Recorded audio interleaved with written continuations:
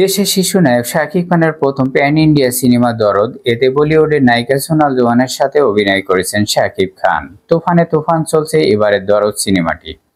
আরেক তুফান আসতে চলেছে।